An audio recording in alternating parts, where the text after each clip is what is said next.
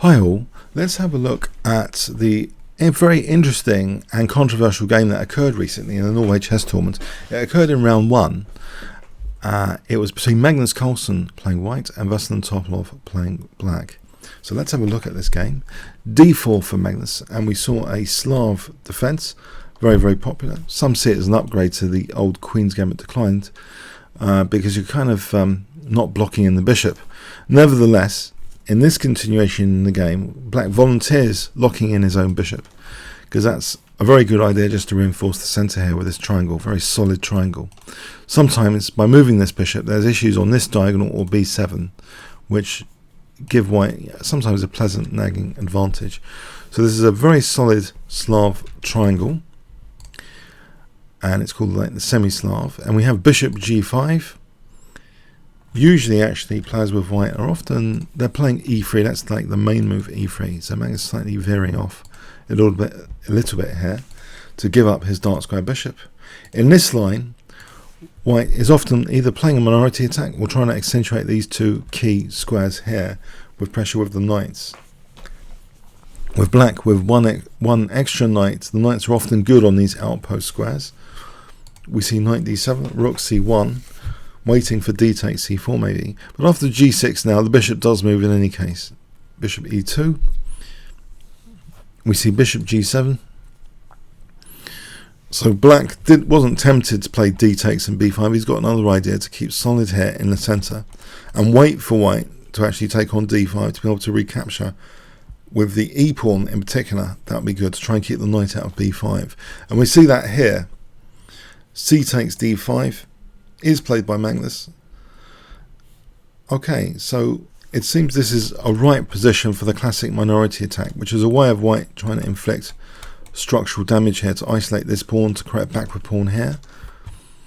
So b4 immediately in this position, because the bishop's deployed over here. Often this is you're not even able to play this immediately, but because the fianchetto, Magnus Carlsen is accelerating his minority attack. a6, a4, and he's doing this minority attack without even castling yet. After castles, b5, he's very keen to inflict structural damage on Topalov, who has the bishop here though. A takes, a takes. We have now queen d6. White finally castles, knight b6, and now queen b3 actually threatens b takes, eyeing the knight. The queen doesn't really want to recapture. That would go into all sorts of nasties. So we see this move rook b8, prophylaxis against b takes, so that b takes is protecting the knight. Now we see knight d1, a rerouting maneuver. The knight can go to b2 to d3 to try and eye both of these key squares. Bishop f5, knight b2, rook fc8, and now here knight d3, black relinquishes the two bishops to try and keep these knights out of key squares like knight e5 or knight c5. He actually plays bishop takes d3, so the knights are not helping each other too much, and furthermore now black tries to liberate his bishop by playing immediate c5. He is creating an isolated queen's pawn though. D takes, rook takes, but the bishop now has a view on the diagonal. A very interesting plan for Magnus now here. It seems black has some pawn structure issues. This next move, h4, is trying to also cause some more structural damage on this side of the board with h5, either trying to get the pawn to weaken f5, or if it takes, then f5 is more available for a knight. Knight a4, as though knight c3 might be interesting soon. We have h5 here. Rook bc8, rook takes c5, knight takes c5, the queen steps back to pin the knight here, g takes h5. Now here, knight d4, it looks as though this is very logical, eyeing the h pawn to get that back, but also f5 looks vulnerable. Queen g6, wanting the exchange of queens. Here, Magnus avoids that, but he is a pawn down here. He's threatening knight e7 check to win the queen though. Bishop drops back to parry that. And then we have rook d1. Queen e6, a very interesting move. The h-pawn cannot be taken here, by the way. With the knight here, this is a bit of a tactical liability. If bishop takes, then knight e4 hits the queen and threatens to win this knight. You might think, hold on, does this backfire to queen e2? Because if it takes, there's a skewer, right? Not really. This skewer here, there's knight c3. Black's winning that. So, after queen e6, this pawn's immune, it can't be taken. We see rook c1, firmly pinning the knight. Knight b3. Or was it a pin? Not really. It seems with knight b3, black is exchanging off some pieces by force because the knight is a bit of a tactical liability here. We see queen takes c8, knight takes c1. And now threatening knight takes e2 check. You know, so if queen takes, maybe knight takes e2 first. Is going to cause some damage. So Magnus doesn't really want that scenario. He actually just takes back on c1, and we have an opposite colour bishop scenario with the two queens.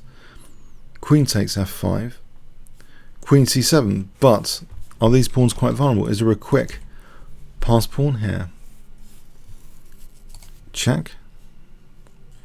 Bishop f1. Now a very, very interesting move to try and dent this whole structure here and try and make this bishop more meaningful. We see the move d4, pawn sack.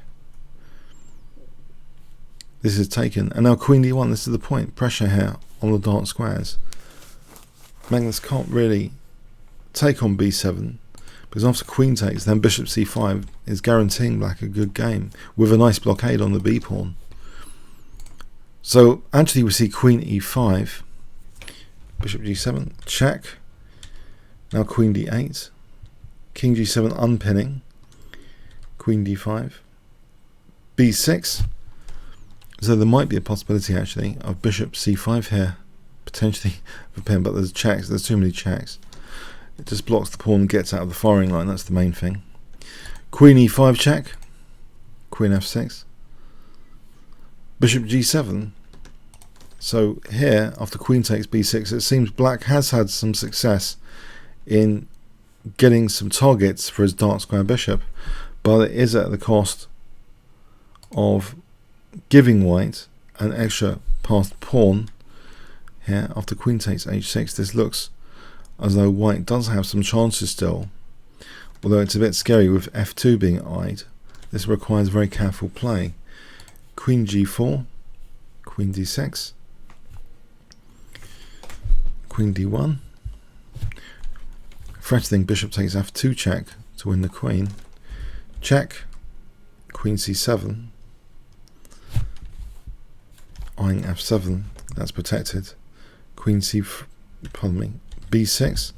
Is this pawn getting quite dangerous? Queen g4 here is now played. So in this position, b7, it looks to be getting quite critical, this pawn for queening. Queen h4. There's no time to queen. Bishop takes f2 would be mate here. This is just mate. No time to queen. g3. Queen f6. Black must keep the threats up here. So if queening, queen takes f2 and queen g1 is mating. So must keep the threats. Queen c2, queen e5, holding the pawn, and also threatening queen takes g3 with this pinned pawn. Queen d3, bishop a7, blockading against this pawn. Queen f3, queen f6, not minding the exchange of queens. Queen e2, be difficult to win that with the opposite colour bishops. So the queens are kept on by Magnus. Yeah, queen d4, queen f3. This pawn cannot be taken, takes, and then queening. Bishop b8, king h3. Interesting move by Magnus. Bishop c7, bishop e2. Looking at this pawn, bishop b8, The queen, though, if it takes there, then there's queen takes f2. Bishop d1. f5. Trying to blast open this diagonal now. Bishop e2. f4. Queen takes h5. Queen takes f2. So Magnus has gone for it. Queen g5. King f7. Here, just after move 60, something really tragic happened, which I think most of you at this point today are totally aware of. Well, maybe some of you are not.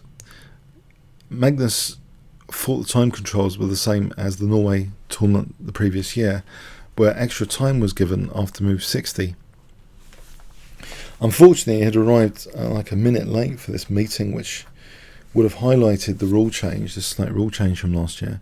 So he was actually oblivious of his clock fatally running down, and he actually lost on time here. It does seem like quite a tricky position, but it's white to move. As Bronstein says, once the player of the move has the advantage. Let's have a look with a Kibitzer here. And it turns out there's actually a number of forcing checks.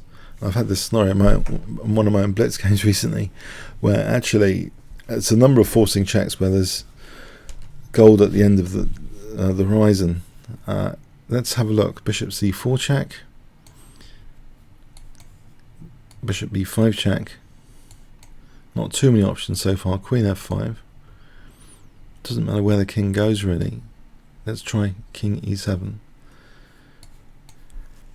Check. Check. Now yes, here of course one has to be tricky because of not getting mated, but by keeping up the checks, not trying to win material, the black king is actually driven into quite an awkward place soon. Here, say king f6, check, check.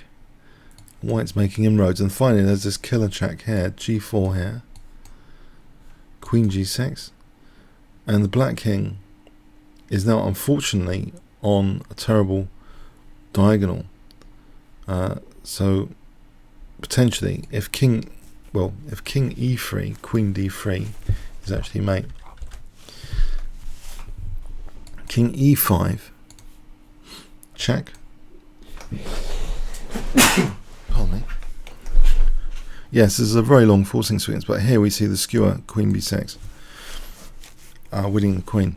Yes, it's long and involved, but it's a whole series of checks which, yeah, would take some time thinking about if you really wanted to see this to the end. And you might think, well, hold on, what's all this forced? If king here, then g4 was checkmate. Let's look at some alternatives. It's fascinating.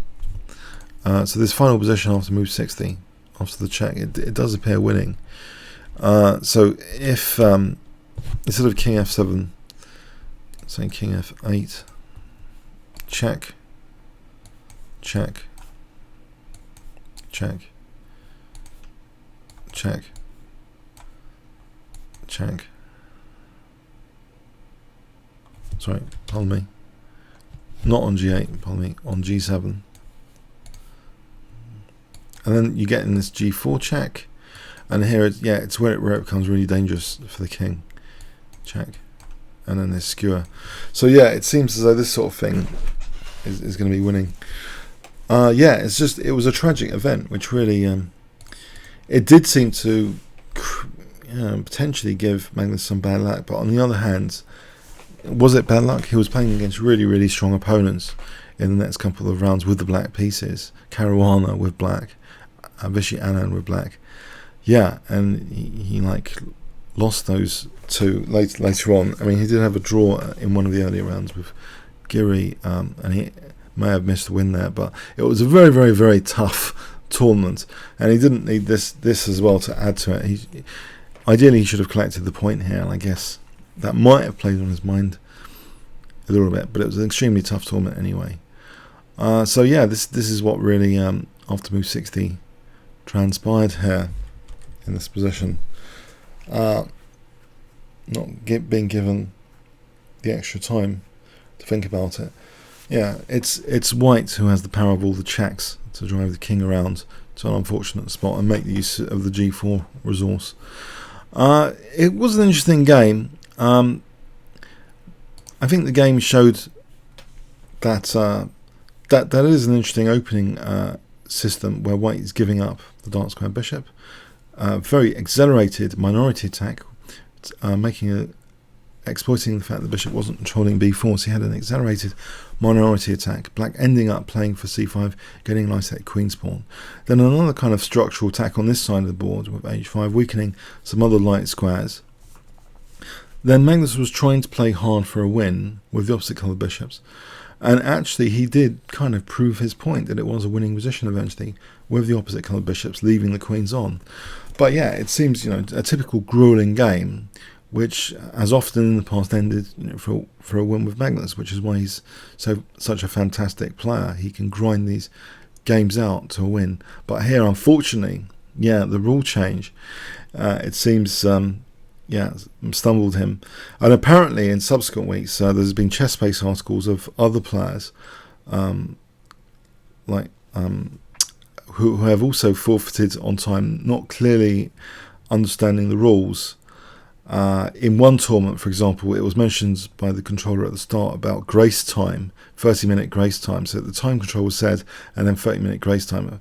So was it Humpy Conneru, one of the top women players in the world, when in fact that didn't mean 30 minutes added at the end. The grace time meant about not being forfeited if you don't turn up immediately at the start of the round. There'll be 30 minutes grace time. So yeah, sometimes, you know, things are not clearly communicated. If things aren't, you know, completely consistent, as humans we tend to make mistakes. So keeping things simple and not changing the rules too much, I guess, helps everyone. For general good communication and consistency, just keeping things simple reduces risk a lot of the time. It was an unfortunate thing to happen. I mean, credit to Topalov though for creating lots of dark square pressure and chances. I thought his pawn sacrifice was very, very good to try and break open this bishop. Otherwise it was going to be a spectator. It was more than a spectator. It was a dangerous piece a lot of the time, keeping some pressure up on Magnus. So, you know, great play from Veselin Topalov, who eventually, of course, won the tournament as well. So yes, very, very interesting game from a kind of psychological perspective. And maybe, you know, shows also some wider things going on about communication of rules to the players. Okay, comments or questions on YouTube? Thanks very much.